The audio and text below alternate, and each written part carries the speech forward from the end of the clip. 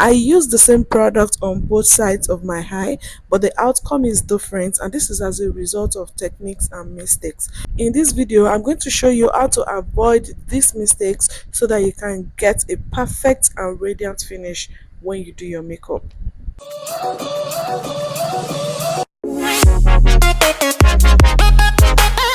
Hey guys, what is good? You're welcome back to the channel. My name is Damilola. In case you're stopping by for the first time, please don't make this your last. So if you want your makeup to last all day, you need to moisturize your face. That is the first and the most important step in getting your makeup right. Okay, moisturizers help to hydrate the skin and it makes sure the makeup stays all day.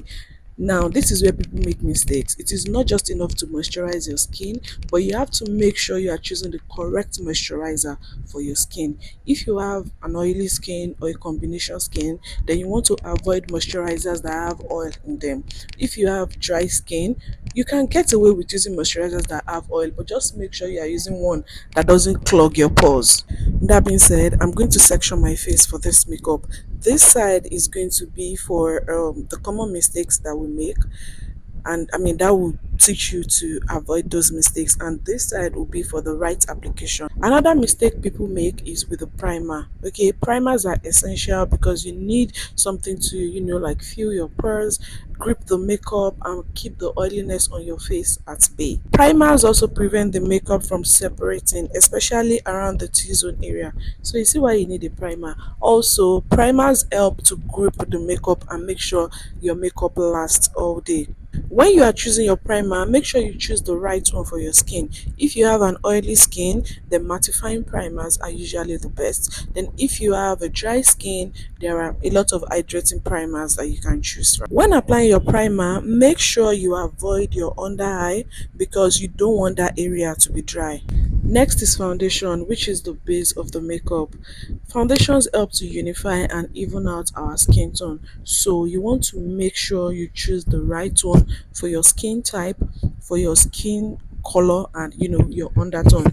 Make sure you are choosing the right foundation for your skin. Also, when you are choosing your foundation, make sure you are using the one that is not expired and you're not using the one that is separated. You will know from the bottle, it will look separated already if it's not good. Okay, that could, the choice of our foundation could make or mar the outcome of the whole foundation. So make sure you are choosing the right foundation for your makeup. If you want a skin like finish, don't pack too much foundation on your face. A layer or at most two is okay for a natural and flawless finish. Next is concealers. Concealers are supposed to, hide the discoloration and darkness around the eye, okay? And it sort of brings back dimension to the face after using foundation. Now, the mistake people tend to make with it is their under eye creases, which is not supposed to be like that. How do you avoid that? Number one, do not apply foundation around your eye. You want to have, as much as you can, you want to avoid multiple layers of makeup. The area is very sensitive already, so do not apply foundation around your eye. After moisturizer is okay. Primers, foundation, do not put it around your eye. That is number one. And number two, make sure you choose the right concealer for your skin. There are concealers that have thick creamy formula and there are concealers that have light creamy formula.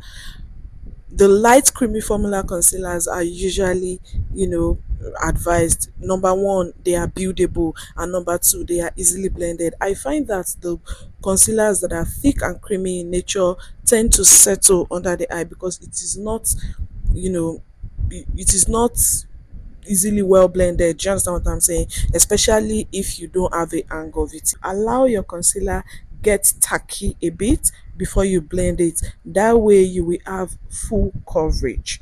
If you don't allow it to get tacky a bit, you will find that your beauty blender or your brush is packing the whole concealer instead of blending it to pack it. And especially for the thick creamy formula concealers, it settles into the skin instead of blending. Another mistake people make is with setting powders. Now, setting powders help to keep all the creamy and liquid product in place, and it also absorbs the oil on the face. Now when you are using your setting powder, do not pack too much on the face and do not use it directly. This could dry out your under eye, it could make it crease, and it could have patches and make you look cakey. Instead, make sure you blend out the concealer lightly and immediately apply your setting powder. Before you apply the setting powder, make sure you dust off the excess one at the back of your hand, so that you're not packing too much on your face and your setting powder will not look cakey. If you do not blend your concealer very well and it creases, setting powder will not fix it. In fact, after applying your setting powder, it will make it more pronounced. Okay, so you want to make sure you blend out your concealer totally before applying your setting powder. Next is contour. This cups the face and brings back shadow to the face where it would normally be. And in this video, I'm going to be doing powder contour. That is because I find that it is easy for beginners, contour or bronzer, anyone. When you are choosing your contour shade, make sure you are choosing the one that is 2 to 3 shades darker than your skin. Don't overdo it. Don't choose one that is far apart from your skin. And when you are applying it, don't pack too much on your skin. When you pack too much, it will settle and it will become very hard to blend. Contours or bronzers already are pigmented, highly pigmented, so you want to, don't pack too much.